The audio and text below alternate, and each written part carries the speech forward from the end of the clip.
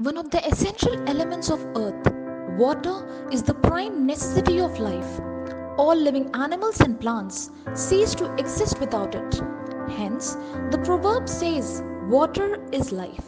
However, with the increasing industrialization, overuse, and exploitation of all natural resources, human life is facing some questionable situations such as acute water shortage.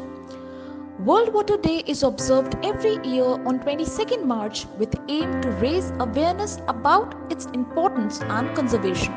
The theme of World Water Day 2023 is accelerating the change to solve the water and sanitation crisis. The theme emphasizes the necessity to take more aggressive steps to address the global water crisis and fulfill international commitments on water related sustainable development goals.